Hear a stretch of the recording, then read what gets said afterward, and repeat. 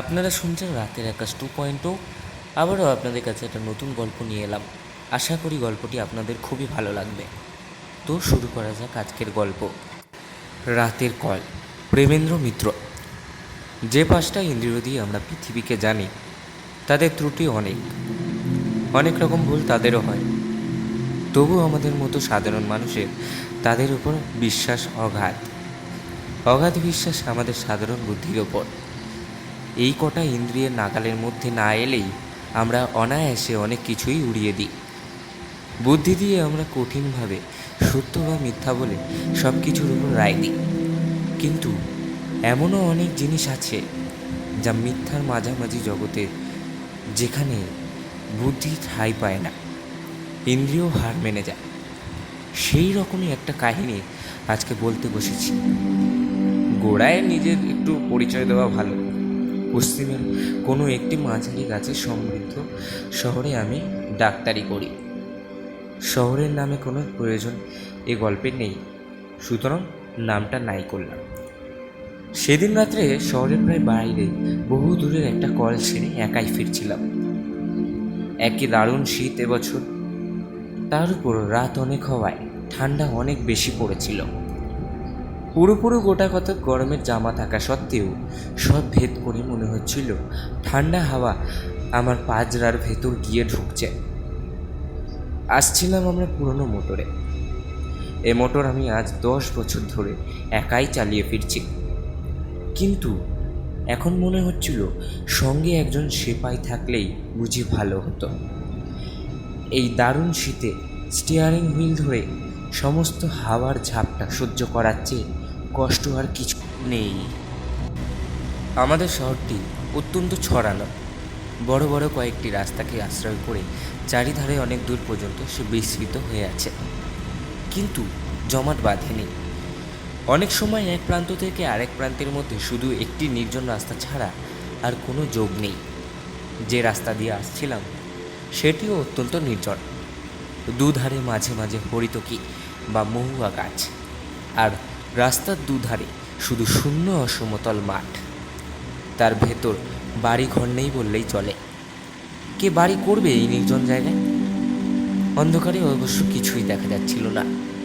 আমার মোটরের মিটমিটে আলোয় সামনের পথের খানিকটা দেখা যাচ্ছিল মাত্র। থেমে যেতে মনে হচ্ছিল। অন্ধকারের সমুদ্র যেন আমার মোটরের আলোয় কেটে চলেছে কোনো রকমে। শীতের দরুন কষ্ট পেলেও বেশ নিশ্চিন্ত মনেই চলেছিলাম। আমার কারটি পুরনো হলেও মজবুত, বেয়ারাপনা সে করে না। আধ ঘন্টার মধ্যেই বাড়ি পৌঁছে গরম লেপের মধ্যে আরাম করে যে শুতে পাবো, এই বিষয়ে কোনো সন্দেহ ছিল না। অন্ধকার রাস্তার নিস্তব্ধতার উপর শব্দের ঢেউ তুলে আমার মোটর চলেছে দ্রুত গতিতে। নিজেকে যথাসম্ভব আবৃত রেখে ভিতরে বসে সমস্ত চিন্তা পরিত্যাগ করে আমি শুধু আমার গরম বিছানার আরামের কথা ভাবছি। ডাক্তারদের মতো পরাধীন আর কেউ নেই। তবু মনে হচ্ছিল একবার বাড়িতে পৌঁছাতে পারলে প্রাণের দায়ে শুধু পয়সার জন্যে আর আমায় কেউ আটকাতে পারবে না। এখন কোনো রকমে 20-25 মিনিট কাটলেই হয়। কিন্তু হঠাৎ অপ্রত্যাশিত এক ঘটনায় সুখ স্বপ্ন আমার ভেঙে গেল। আমার একান্ত সুস্থ সবল মোটর থেকে থেকে যেন অদ্ভুত একরকম আর্তনাদ করতে শুরু করেছে। মোটরের এরকম আচরণে কোনো কারণ খুঁজে পেলাম না। আজ দুপুরেই আমার মোটরের ভালো রকম সেবা শুশ্রূষা হয়ে গেছে। কোনো রকম রোগের আভাস তার ভিতরে তখন ছিল না। হঠাৎ তার এরকম আকস্মিক বিকারের কারণ তবে কি? এই দারুণ শীতের রাত্রে অন্ধকার নির্জন এই পথের মাঝে মোটরের এই বেয়ারাপনায় সত্যি ভীত হয়ে উঠলাম। এখনও প্রায় 7-8 মাইল পথ বাকি। রাস্তার মাঝে মোটর সত্যি অচল হয়ে গেলে করব কি? এই রাত্রের ডাকেও সঙ্গে লোক না নেওয়ায় আমার নির্বুদ্ধিতার জন্য এবার নিজের উপরই রাগ হচ্ছিল। সঙ্গে একজন লোক থাকলে তবু বিপদে অনেক সাহায্য পাওয়া যেত। দেখতে মোটরের আর্তনাদ আরও বেড়ে উঠল। সঙ্গে সঙ্গে মোটরের শক্তি মন্থর হয়ে আসছে বুঝতে পারলাম। মোটর ঢালনার সমস্ত বিদ্যা প্রয়োগ করেও সুরাহা কিছুই করতে পারলাম না। কাতরাতে কাতরাতে খানিক দূরে গিয়ে আমার মোটর হঠাৎ রাস্তার পাশে এক জায়গায় একেবারে থেমে গেল, আর তার নড়বারও নাম নেই। চেষ্টার আমি তখনও ত্রুটি করলাম না, কিন্তু আমার পীড়নে অস্ফুটভাবে একটু কাতরোক্তি করে ওঠা ছাড়া আর কোনো সাড়া দিলে না। ভয়ে দুর্ভাবনায় সত্যিই তখন আমার সমস্ত দেহ আড়ষ্ট হয়ে এসেছে। মোটর ফেলে এই দারুণ শীতের মাঝে 7-8 মাইল জনহীন পথ হেঁটে যাওয়ার কথা তো কল্পনাই করা যায় না। এই মাঠের মাঝে মোটর সারা রাত কাটানোও অসম্ভব। এখন উপায়? ডাক্তারবাবু! হঠাৎ বুকের ভিতরটা লাফিয়ে উঠল। এই জনশূন্য পথে এমন সময় কে ডাকলে? আবার শুনতে পেলাম, ডাক্তারবাবু। এদিক ওদিক অন্ধকারে তীক্ষ্ণ দৃষ্টি নিক্ষেপ করে এবার দেখতেও পেলাম পথের ধারে ঝাঁকড়া একটা গাছের পাশে আবছা একটি দীর্ঘ শীর্ণ মূর্তি দেখা যাচ্ছে। হঠাৎ এমন সময় এমন জায়গায় কেমন করে তার উদয় হলো বুঝতে না পারলেও সাড়া দিয়ে বললাম, কে তুমি? মনে তখন আমার একটু আশার রেখাও দেখা দিয়েছে। তার আবির্ভাব যেমনই বিস্ময়কর হোক না কেন, লোকটার কাছে সাহায্য পাওয়ার সম্ভাবনা তো আছে। লোকটা সেই জায়গা থেকেই বললে, আমায় চিনবেন না আপনি? চেনবার জন্য আমি তখন ব্যস্তও নই। আমার সাহায্য করার জন্য একজন লোক তখন দরকার মাত্র। সেই কথাই আমি তাকে বলতে যাচ্ছি, এমন সময় লোকটা আবার বললেন, আপনাকে একটু আসতে হবে ডাক্তারবাবু, ভারী অসুখ একজনের। এমন সময় এই অনুরোধে বিরক্ত যেমন হলাম, আশ্চর্যও হলাম তেমনই। ঠিক এই সময় রাস্তার ঠিক এই জায়গায় রোগী কি আমার জন্য তৈরি হয়ে বসেছিল? লোকটা আমার মনের কথাই যেন আঁচ করে বললেন, এ ভগবানের দয়া ডাক্তারবাবু, এমন সময় আপনাকে এখানে পাবো স্বপ্নেও ভাবিনি, অথচ না পেলে কি বিপদই যে হতো। বেশি কথাবার্তা তখন আর ভালো লাগছিল না। একটু বিরক্ত হয়েই বললাম, কোথায় তোমার রোগী? লোকটা এবার নিঃশব্দে অন্ধকারের ভেতর একদিকে হাত বাড়িয়ে নির্দেশ করলেন। সেদিকে চেয়ে দেখলাম, সত্যি দূরে একটা বাড়ির আলো যেন দেখা যাচ্ছে। এরকম নির্জন প্রান্তরের মাঝে এরকম বাড়ি খুবই কম থাকে। হঠাৎ এরকম জায়গায় এমন সময় যাওয়াও একটু বিপজ্জনক। তবে শত্রু আমার তো নেই সেরকম, টাকা কড়িও নিতান্ত সামান্য, এই যা ভরসা। একটু ভেবে নিয়ে জিজ্ঞাসা করলাম, তা কি অসুখ? উত্তর এলো, জানি না ডাক্তারবাবু, কিন্তু অত্যন্ত সঙ্গীন অবস্থা, তাড়াতাড়ি না গেলে বোধহয় বাঁচানোই যাবে না। দোয়াই আপনার, চলুন ডাক্তারবাবু। কোথায় নিজের বিপদ সামলাবো? না, হঠাৎ রাস্তার মাঝে মাঝরাতে যেতে হবে পরের চিকিৎসায়। তবু ডাক্তার মানুষ, জীবন মরণের কথা শুনলে চুপ করে বসে থাকতে পারা যায় না। বাধ্য হয়েই তাই বললাম, চলো।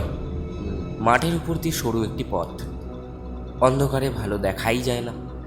তাই লোকটার পিছু পিছু মিনিট 5 হেঁটে একটি বাড়ির উঠোনে এসে দাঁড়ালাম। সামনে একটি ঘরের দরজা থেকে আলো দেখা যাচ্ছে। সেই দিক দেখিয়ে লোকটা বললেন, ওই ঘরেই রোগী বাবু, আপনি যান, আমি এখনই আসছি। অন্ধকারের ভিতরেই বুঝতে পারছিলাম বাড়িটি বিশেষ সমৃদ্ধ চেহারা নয়। গুটি 4-5 ঘর এবং একটুখানি ঘেরা উঠোন। ঘরগুলিও সব পাকা ছাদের নয়, দুপাশে খোলা ছাউনি। লোকটার কথা মতো সামনের ঘরে গিয়ে এবার ঢুকলাম। ঘরটি আয়তনে বিশেষ বড় নয়, তারপর নানান আকারে বাক্স পেট্রার গোছাই বলে ভেতরে নড়বার চড়বার স্থান অত্যন্ত অল্প। দরজার মুখোমুখি একটি জানালা, সেই জানালার ধারে মিটমিট করে একটি কেরোসিনের লণ্ঠন জ্বলছে। সেই আলোতে অস্পষ্টভাবে দেখা গেল দরজার বাঁ ধারে একটি 4 পায়ায় অত্যন্ত শীর্ণ এক ভদ্রলোক শুয়ে আছেন। আমি ঘরে ঢুকতেই ক্ষীণ স্বরে ভদ্রলোক বললেন, এসেছেন ডাক্তারবাবু, আপনার দয়া কখনো ভুলব না, বসুন। ঘরের ভিতর এদিক ওদিক চেয়ে বসবার জায়গা একটি মাত্র দেখতে পেলাম। জানালার কাছে 4 পায়া থেকে অনেক দূরে একটি বেতের মোড়া, সেইটিই টেনে 4 পায়ের কাছে বসবার উদ্যোগ করতে ভদ্রলোক আবার ক্ষীণ স্বরে বললেন, বসুন বসুন, এখানেই বসুন। আগে আমার রোগের কথা বলি, শুনুন। একটু হেসে সেখানেই বসলাম। রোগীদের নানা অদ্ভুত ব্যতিকের সঙ্গে আমার পরিচয় আছে। বুঝলাম খানিকক্ষণ ধরে নিজের রোগ সম্বন্ধে ভদ্রলোকের নানা মতামত এখন আমায় শুনতে হবে, না শুনলে নিস্তার নেই। ক্ষীণ স্বরে প্রথমেই তিনি আরম্ভ করলেন, আমার রোগ সারাতে আপনি পারবেন না ডাক্তারবাবু, বাঁচাতে পারবেন না ডাক্তারবাবু।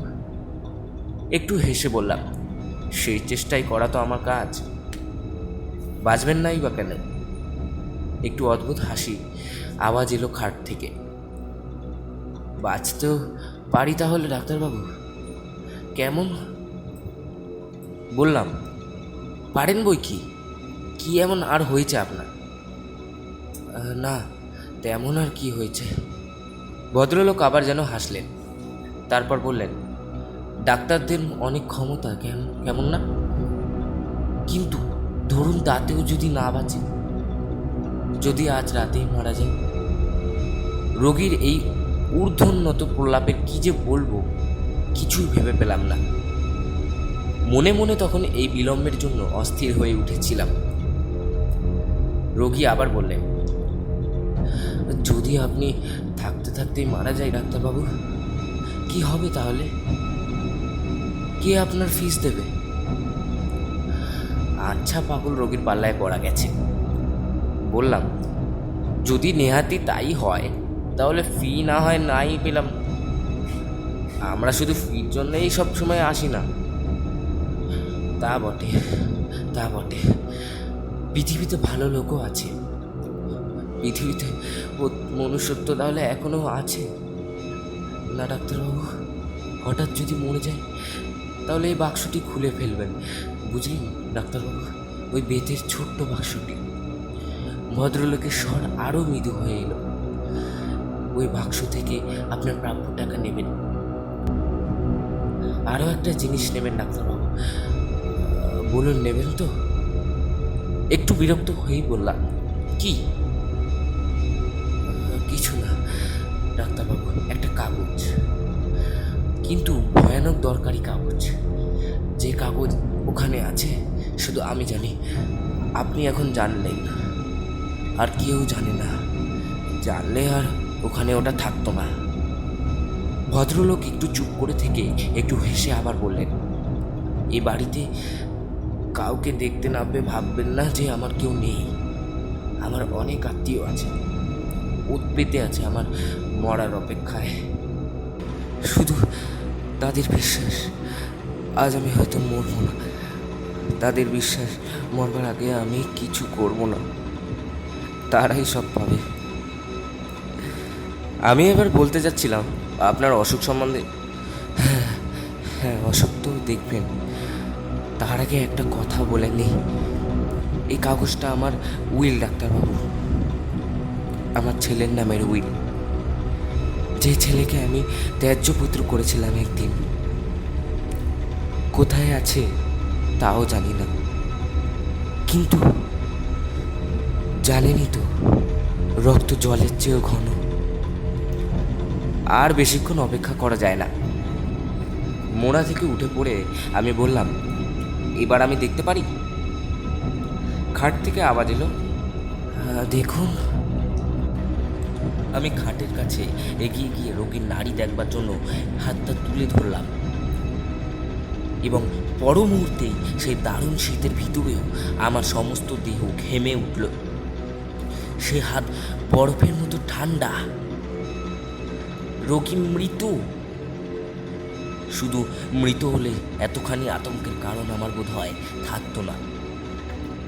কিন্তু ব্যাপার যে আলাদা। ডাক্তারি শাস্ত্রে যদি কিছু হয় বা থাকে, তাহলে এই রোগী এইমাত্র কখনোই মারা যায়নি। তার মৃত্যু হয়েছে অনেক আগে, কয়েক ঘন্টা আগে। সমস্ত দেহ তার কঠিন। উন্মাদের মতো আরও খানিকক্ষণ পরীক্ষা করলাম।